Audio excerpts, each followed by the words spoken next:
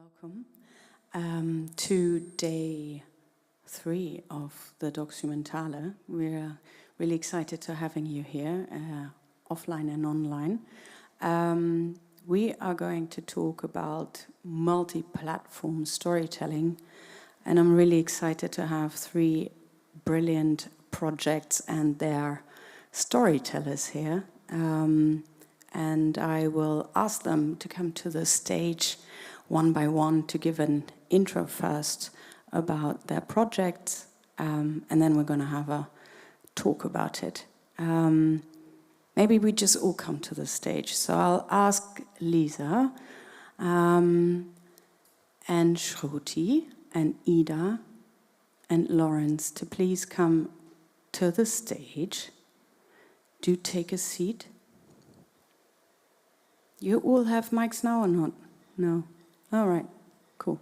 Not cool. We'll sort that out. Sorry. Are we going to squeeze in? Yes.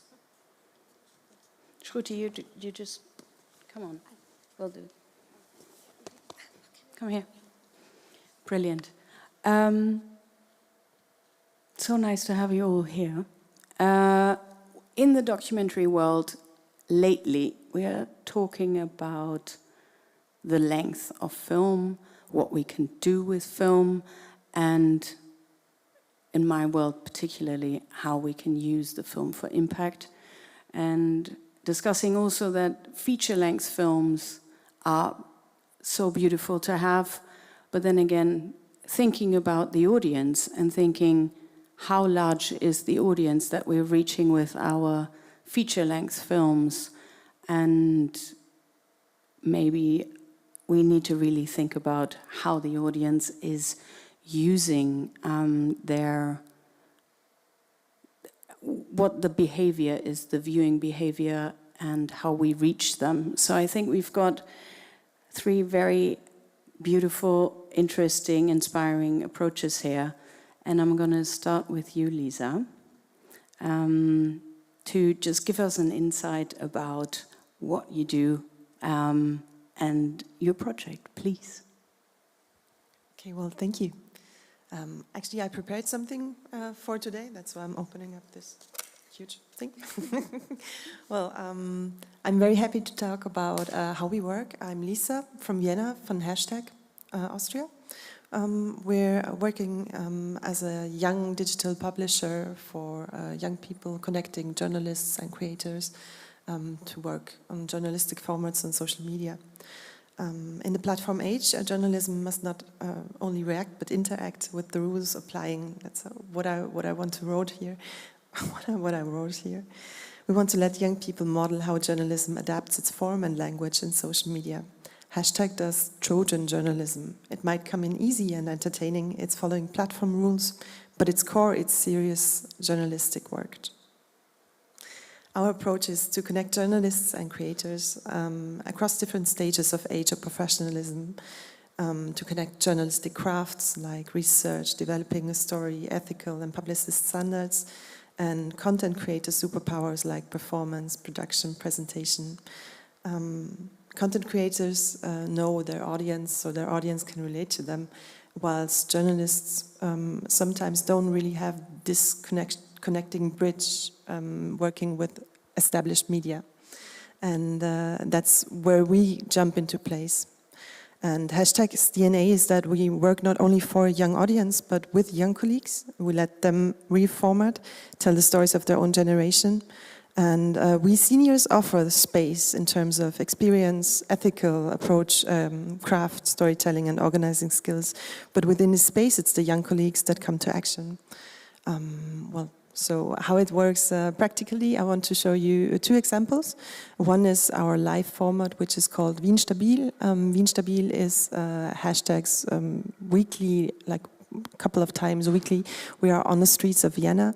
And mostly when I come to classes to teach media education, people in Vienna know Wien Stabil from the streets because they're on the main shopping road every day, just asking them about stuff, which is from their own generation. Well, I do have a small snippet I brought, just a small clip. Maybe you can play that.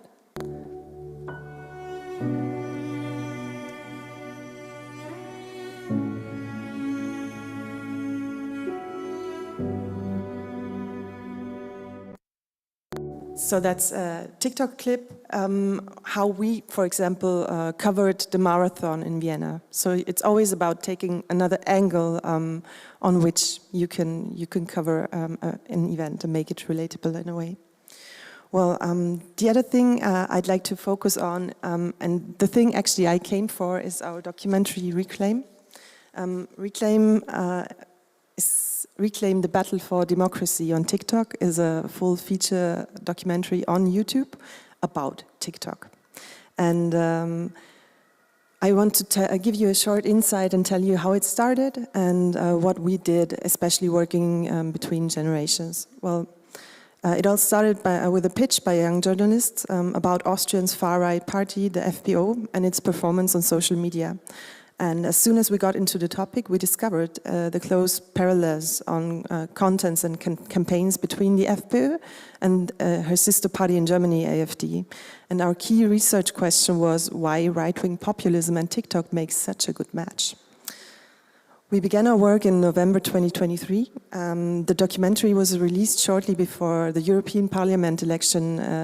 The election was in June 2024, and our documentary was released in the end of May. And this is how we worked. Like half a year, we screened TikTok of the four of us. The core editors team were 4 people, like 2 seniors and 2 very young people, and each one from Austria, one from Germany. And co-working at eye level, bridging age gaps between every one of us was key to our authentic access to the story. And it was also a personal aim for me to let the young people as well, like catch the interview partners and lead the interviews themselves.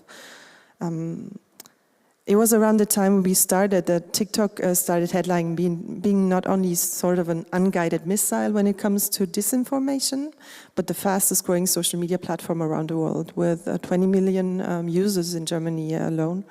And politicians were one by one introducing their accounts. And something different happened. In January 24 in Germany, a not so secret right-wing meeting in Potsdam surfaced and millions took to the streets.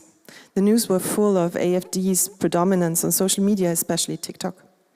Online, we were witnessing the rise of the hashtag Reclaim TikTok, put into action by young climate activists, and how more and more people took on this hashtag and took a stand against the right-wing takeover of the platform.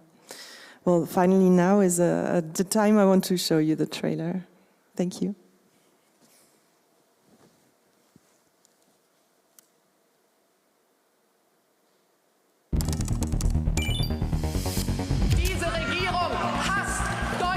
Politik auf TikTok ist ein Schlachtfeld. In Sorge, zur Minderheit im eigenen Land zu werden. Und rechts außen hat die Oberhand.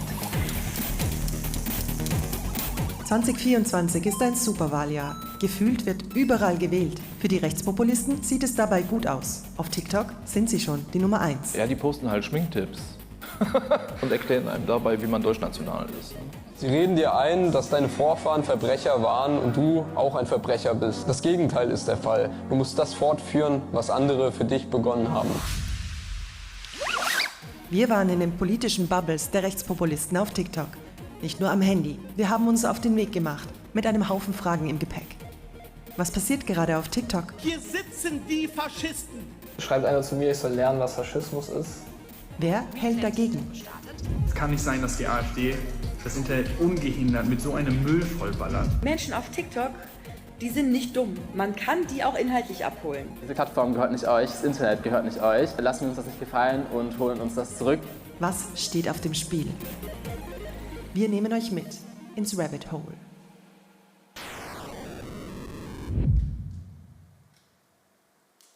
Well, yeah, that's where we were, inside this rabbit hole. I'm happy to tell you now how we use TikTok, how we use the platform. The platform was not only our tool, our channel, it was subject matter. So we analyzed the platform architecture, how the algorithm works, and we screened the account on our For You pages, which were by the time really trained. They did not only lead us to populist, but to a lot of extremist content. And we were using the platform, of course, then to get in touch. We made the first ever politician TikTok Stitch survey, meaning we asked all the politicians also participating in the EU election to stitch their answers on how they approach the platform. And why in the end we didn't choose to publish our findings on the platform directly, but chose the long format on YouTube. It was to also for our audience to get a deep dive into the topic and to take time for the topic, and as well to leave it as sort of a timepiece. Looking at it from a 2025 perspective, it kind of was that kind of timepiece. And Reclaim was watched by YouTube users who generally felt out of touch or too old for the platform. And what I love about the film, we got the feedback that it inspired people. With the bottom line, you don't need to go on this platform, but if you don't contribute at all, well, somebody will. And yeah, I want to, rounding everything up, point out two problematic things, or one problematic thing about platform rules is when you talk about politics on social media, and then it gets difficult to be not automatically labeled as advertisement, which was what happened to us when we released the documentary. We had a dispute, a day-long dispute with YouTube, exactly at the moment we released our documentary, so that was kind of a thing. And the other thing I want, one of the most important takeaways is, as journalists, that we do have the choice with all the pressure, with attention, like who do we give the floor to? And we chose to give the floor to the content creators, like we saw her. Keine Erinnerungskultur is the name. She's talking about Nazi crimes on TikTok, and she says, yeah, you can do that, and you can go in deep in topics, and also have an audience that wants you to have sustainable topics. And the other thing is, we gave the floor to experts who dedicate their life on focusing on extremism, on political emotions, on all the social topics that are related to that. And I really I would love you to watch our documentary. It is online, it's available, and well, that's it for now.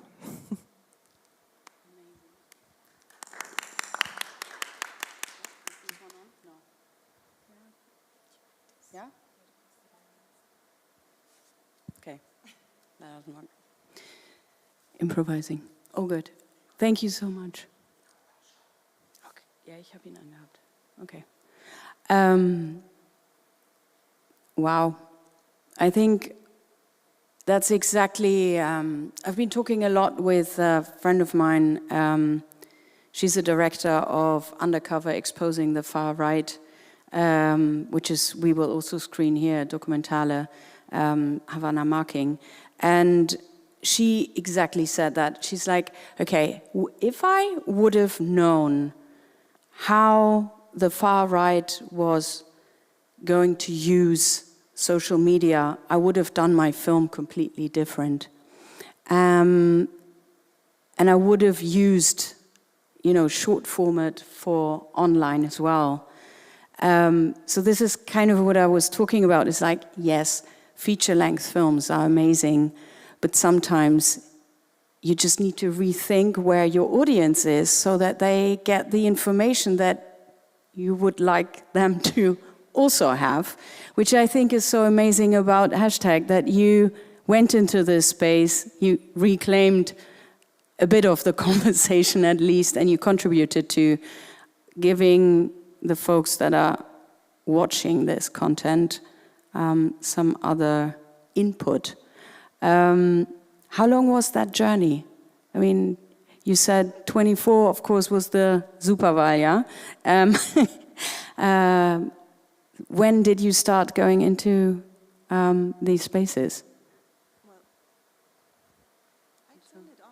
I know. I know. I tried turning it off and on again, and yes, okay, thank you so much. So we spent a bit more than half a year researching the platforms, and the thing was, in the end, I was so fixed on by it, because it's like a world where you dived in. This whole algorithm is just curated for you, and you told the algorithm that you are into these kind of topics and spheres, and suddenly there's like this special word that you only is addressed to you. And that's one thing which is so problematic, because the outside discussion is always like, what's happening on TikTok? And so many teenagers are like, I never watch right-wing clips, I only watch my curated feed. So why are you telling me my platform is dangerous? And that's why we also wanted to have this kind of long piece. And sometimes you need that long piece in order for people to take the time and understand it. And I mean, many people I didn't think before, like a bit older people, they were watching it. They were suddenly saying, now I understand a bit about the discussion. On the other hand, so many things are being undiscussed. I mean, that how super private these curated feeds are. And so let's say I'm a 16-year-old person and I sit in school, and maybe the feed knows me better than my best friend who sits beside me. And that's one thing we also especially need to talk about. Yeah, so true, so true. When the Not Just Celsius, like bridging into another project here. So Not Just Celsius, Lawrence, you came in and we did a whole audience workshop, and we asked the audience, so like, on what kind of platforms are you? Completely different topic, climate justice. But we were thinking about, okay, Instagram, TikTok, we should be on TikTok.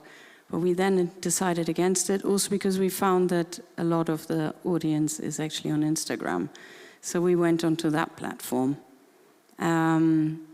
So shall we bridge into Not Just Celsius right now? Yes? Sure. Is this working? Yes. Maybe we get one. Yeah, All right, this is a really intimate conversation now, I like it.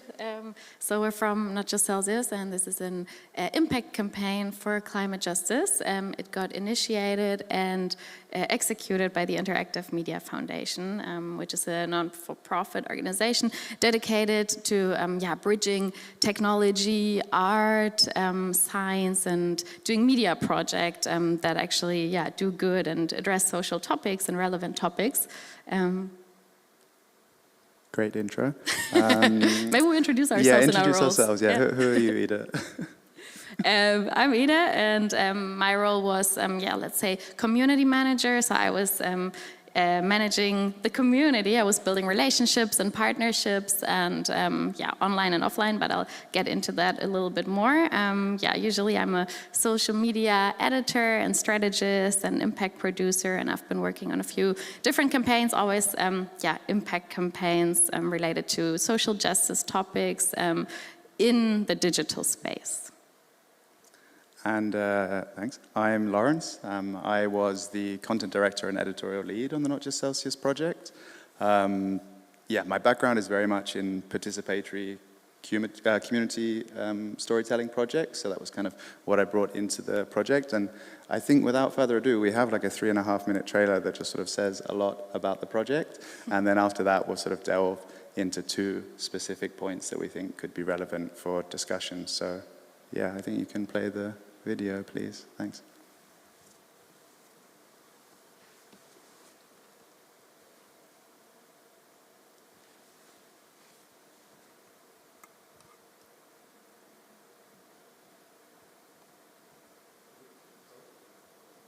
Video?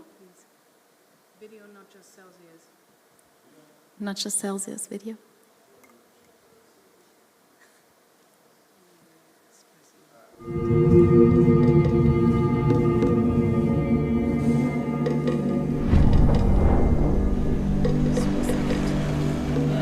Opening my mouth to say something. Now we're facing a wall where sea levels are rising, ice caps are melting. This desert is not going In 2019, visionary youth from the Pacific spearheaded a movement to bring issues of climate change to the International Court of Justice in The Hague. This campaign began from young people. It started with a group of 27 law students at a university, exploded into this global campaign where we're at right now.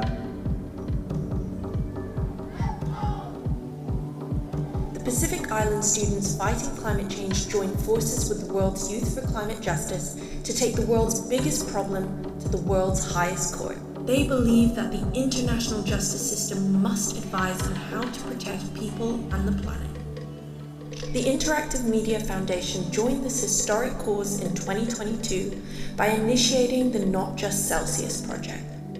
Not Just Celsius combines social media storytelling and digital platforms with community events. We wanted to inform and inspire action through storytelling, collaborate with communities both online and offline, and amplify the voices of global youth, making this important legal process more accessible. How does the ruling of the International Court of Justice work, and what is an advisory opinion? All the information and stories published were rigorously researched and co-created with youth activists and in target group workshops. Digital tools like the Scale use data and storytelling to visualize and highlight climate injustice. High-quality media productions were used to amplify the voices of the most climate vulnerable. Dear judges of the International Court of Justice. Dear judges of the International Court of Justice. Today, I stand before you as a witness to the devastation unfolding. Life has become unlivable, and it continues to become unlivable. Will you stand with us as we confront the greatest challenge of our time? These stories form the core of an interactive exhibition in the International Court of Justice's Visitor Center and were projected across the city of The Hague. We also orchestrated a climate justice story lab on the beach in The Hague to connect young activists with influential change makers. How can you invite those and reach those that are not yet convinced, right? How can we make sure that we create our own narrative? Over 3 years, Not Just Celsius reached remarkable milestones, becoming a testament to the power of collective action.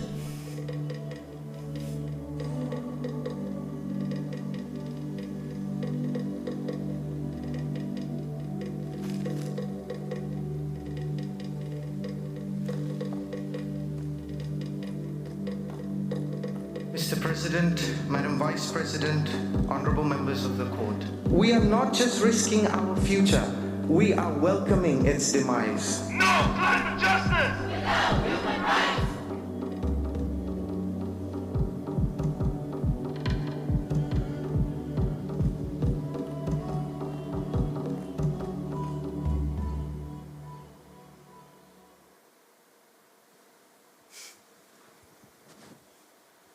Great. So yeah, this was of course quite a project, very wide in scope, very varied, and we were working absolutely online and offline and trying to integrate our strategies in that way. But I just wanted to say from the get-go that we had like 3 specific impact goals that can kind of frame all of these experiences, which I'm going to read off my phone because we don't have the presentation. The first was to inform and foster understanding for climate justice and inspire action through storytelling. The second, to collaborate with young activists, CSOs, public institutions, artists, media players through digital platforms and with live events to drive collective impact. And finally, to amplify and to ensure the voices of those most affected by climate change are heard through this historic process. And I think Ida is going to jump in to explain a little bit under the hood of how we, I think, achieved most of those goals. Thanks, Ida. Yes, I mean, a lot of this only worked because of collaboration and partnership. So this whole project came to life because of the amazing partnership to the Pacific Island Students Fighting Climate Change and the World's Youth for Climate Justice. And they led this historic case, so this is also, we need to emphasize this, like we did not take the climate crisis to the world's highest court, they did, these amazing students from the Pacific, but we joined in and we thought, okay, how can we support this? Like what can we do here in Germany, here in Europe? How can we support this cause, and we are the Interactive Media Foundation. So we thought we contribute with media, you know, this is what we can do best. We're not lawyers like they are. So we were thinking, okay, let's jump on board as a media partner here in Germany, in Europe, and trying to engage the public and more people online and offline, because this case needs awareness. And I mean, I don't know, the oral hearings already took place, and I'm sure most of you haven't heard of it. Have you? Did you know that this thing is in front of the highest court in the world? Like, the climate crisis being discussed in the International Court of Justice? No, crazy, right? Like, so a lot of people didn't know, and we really tried to raise awareness on it. And we did that through, first of all, social media. And we started with an Instagram account. It's called Not Just Celsius. And to build this partnership with the PISFCC, we needed to convince them that we bring value to the campaign, right? And we did that through amazing research, source credibility, really in-depth research into the climate crisis, into the relevant topics, into the target groups, and what we wanted to tell them and how we could reach them. So this was the first thing. So how can we bring value to this campaign, and how can we build trust to the Pacific Island students fighting climate change and the World's Youth for Climate Justice. And once we achieved that and we built up the partnership because of good contents online over our Instagram channel, we then thought, okay, we need to widen the circle. We need to build a bigger community. We need to get even more people on board. So we started to collaborate with influencers and influential organizations. Yeah, Instagram is this. I also have a little love-hate relationship to Instagram and social media in general, but we thought, hey, let's make it a good place, and there are many amazing people out there who do amazing contents. So we reached out to them and built this campaign, and collected more and more voices, amplifying the campaign and the cause of the campaign. So we worked with many influencers, and in the end, first of all, we started to pay them, actually. This is how you do it most of the time, unfortunately. In the end, we got many unpaid people who were willing to support.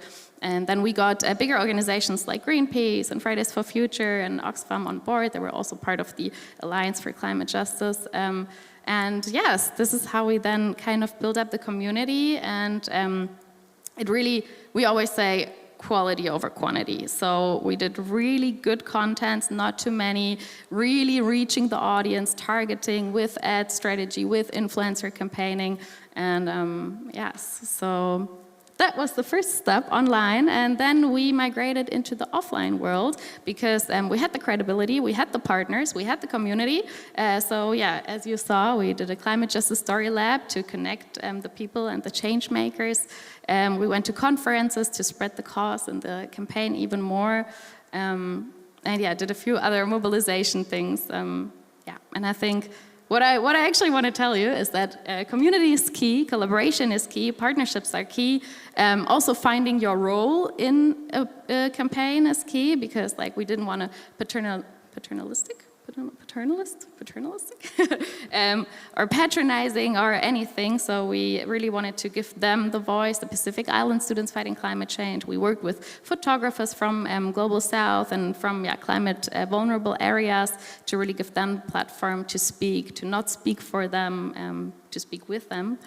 And so far, so much about the partnerships, and I think Lawrence is gonna go on. Thanks, yeah, I mean, I don't want to run out of time because I know other people need to speak, but one example that I just wanted to draw attention to was a sort of sub-project of Not Just Celsius called the Witness Stand. The Witness Stand, in its final culmination, was ostensibly over 100 oral testimonies, video testimonies of people from climate vulnerable communities from all around the world. It was a kind of sweeping, iterative process of production where we worked with different Pacific production organizations. We did remote coordination. We shot some ourselves in The Hague, at COP in Dubai, and basically tried to build a sort of beautiful, impactful, powerful, honest treasure trove of stories also from people that are not traditionally included in these legalistic processes. The International Court of Justice, it is a historically colonial institution, and to try and kind of be a bit subversive and to support the inclusion of voices that don't typically get heard. This was a passion project of our young Pacific partners, and we came in with some production expertise and some support and really formed a strong unit of collaboration over time. You can check that out. It's witnessstand.live. We set it up as a separate website, which I mentioned because it was very strategically important. This allowed, in the very end, for it to be included within the legal statements in the International Court of Justice, which was like beyond the impact we could have hoped for on our sort of little media project that we were trying to do.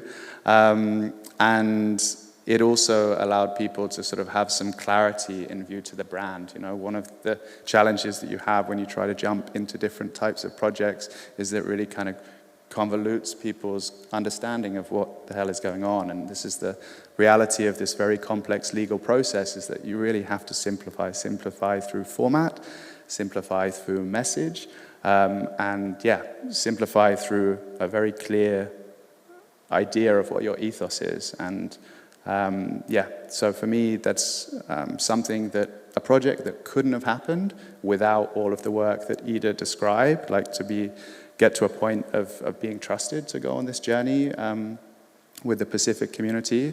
Really took a lot of time and effort, but it was also a very traditional format of people saying, "Dear judges of the International Court of Justice, this is my story, will you hear my call?" And we put it into cut downs for social media, but we also have them online on a website for people to explore. So, and then as you saw in the video there, we did an offline campaign of advertisement across the city of The Hague and changed the kind of editorial strategy around that. So please check that out if you'd like. Thank you so much. I think we're open for questions and discussion later. Yeah, brilliant. Because what I just said at the very beginning is that for Not Just Celsius, we try to really reach the young European climate-interested people. And for me, it was the first time that I worked on an impact campaign that did not have a film. We had to create all the contents, and that was very, very different. And of course, in the very beginning, we were absolute no one in the climate justice space.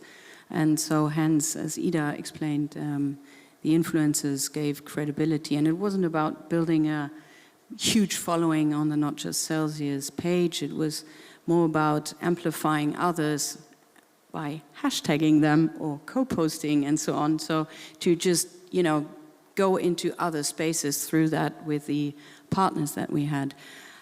Dear Shruti, coming to you. I think that in India, so many super interesting, can we have the mic? Projects are happening. Story culture is exploring the space. I sometimes just look in awe to, outside of Europe especially, because we are so much behind. You are so much more creative, and we are basically a little bit of a dinosaur trying to adapt to new formats or something. Please give us an insight into your project. Thank you. Yes, I think I'm going to be talking from a company perspective. These two projects are really inspiring, and it's going to be a little scattered because, so I work for a company called Story Culture, and we're a culture first, impact first media company. We are based out of Goa, India, and we've been experimenting a lot over the last 5 years. And every day, somebody comes up with an idea, and then we go with it. So just bear with me while I explain what we do, because we have many, many verticals across the board. We mostly work around themes of gender, culture, climate, and technology. And we're constantly thinking of an audience-first approach. So our formats are decided based on who we want to engage with. So we work with immersive and experiential events. We also have, in the last 3 years, managed to build a fan-based community around horror and sci-fi fans by doing a lot of screenings. We also develop long-form content, which is films and shows, which is what my expertise is. So I'm representing a bunch of work that my other colleagues do as well, but we all cross-collaborate across verticals. We are also working in the philanthropy space, where we're trying to raise creative capital for projects that are trying to create social impact and bring in funding from philanthropies in India for those projects. And I think I've covered most of it. And we also do a lot of training for the film community in India. So we run producer training, and we do a lot of accelerators and cohorts for filmmakers, because we believe that if we're not training and building skill amongst creators, we're not going to have the right projects. So it's kind of a funnel where we do the creator training, and then we use their projects to kind of then develop it and find funding for it. And of course, keep impact at the center of most of the things we do. I have tried to put a small showreel of what we do so that you guys can see what exactly our work is about, if we can play that.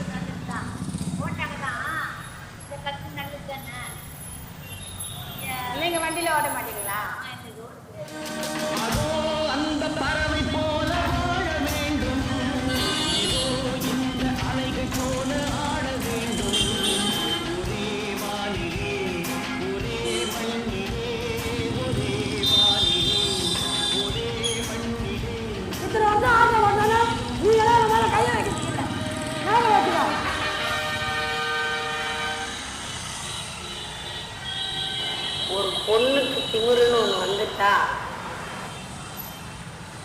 அந்த பொண்ணை யாரையுமே அசைக்க முடியாது.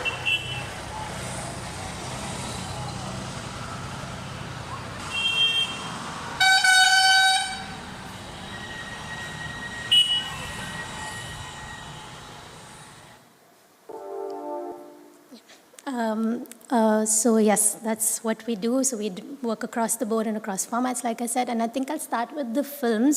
I don't think you would have gotten a good idea. I just try to put snippets from the films we've been working on. And we've made 4 short films in the last 1 year, which were around technology and surveillance, and Auto Queens, and another film that's not here was specifically around equal opportunities. So when we're looking at themes, we try to see what theme could essentially be put across to an audience and what format could work best. So while we, of course, Humans in the Loop and the first film, which was about this female bouncer in the city of Delhi, which is the capital of India, and how surveillance really works as a very patriarchal norm in India as well, and how like women are constantly surveilled, and then we use this character to kind of explore that idea because she's working as a bouncer and she's meant to surveil the people who are coming to these discos and these nightclubs. And when we did the film, we were also thinking of other ways of putting across these themes to different audiences. So the immersive events that we organized, we tried to use these themes in the immersive event where we try to see how technology is really playing a role in how we live our lives. And we kind of organized this immersive arcade where people could play games, could interact with technology, and understand what it's really doing to our lives, to our mental health, and both positive and negative impacts, of course. So I think that's why we're always thinking that if we're thinking of a certain subject as a film, what else could it also be in order to engage with different audience groups and categories? For example, I think when I was developing a film around people's movement in India, and the film was taking really long to develop. Of course, there are a lot of issues in terms of timeline and efficiency as well, which also lead us to think of smaller formats, but it's also about like how could it have the maximum impact in terms of a theme or in terms of the narrative itself. So we were exploring also like with the people's movement. It was led by this woman, and we were that led me to ideas of how can we create children's book around women, eco-feminist women heroes in India so that people can know about who were the women leaders who actually led these movements rather than just restricting it to a feature-length film that only a certain amount of audience could access. So I'm just giving you insights into like how we generally come up with ideas because of course there's no one-size-fits-all. Every theme and every narrative we come up with there, we kind of try to see how can we not restrict ourselves basically to one medium? I'm not sure how it works here, but like in India, development in terms of long-form content takes a really long time. It is very difficult to get films greenlit because there's very specific producers and platforms who will look at your film, and you have to be from a certain background, or you have to have a really big actor on your film or your show for something to get greenlit because budgets are tight. And of course, there's a lot of nepotism. So I think that is kind of really funneled creativity in, I could say, in India overall. And of course, we are also benefiting from it because audiences are really now open to a lot of formats. And I think we're also experiencing this with the immersive formats. I'll take a moment to talk about that. And one example of something we did, which was very interesting, which was our first immersive experience that we did, which was a dining experience that was inspired by a queer love story, a gothic queer love story set in 1872. I don't know if many of you might have heard of it. It's Carmilla. It's a gothic novella. And we kind of took that character of Carmilla and the lesbian love story. It's one of the first, I think, vampire lesbian love stories. And we converted that into a dining experience. So where people were invited, and there's always this mystery element to the immersive experiences we design at Story Culture. And people were invited, and through the dining experience, people were asked to solve this mystery because in the original story, the vampire it is not revealed that the vampire is a vampire when she comes to visit this young lady. And eventually, through the course of their love story, it is revealed that this person's actually feeding off the soul of the protagonist and that she is a vampire. So the people who came to the dining experience, it was a very intimate 12 people dining experience, and they were asked to like hear, eavesdrop, and there were clues dropped, and to solve this mystery of this Carmilla being a vampire. So these are the kind of things we do, and also very topical since we are in Goa. We borrow a lot from the history of Goa. Goa was under Portuguese rule until very like 1962. It was one of the most, it was the last region in India to be liberated.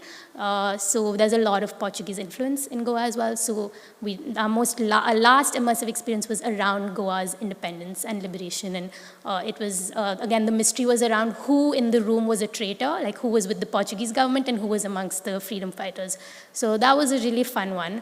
And I think these formats help us really do things in a short amount of time and then use that time to then work on the longer projects that we're also constantly working on.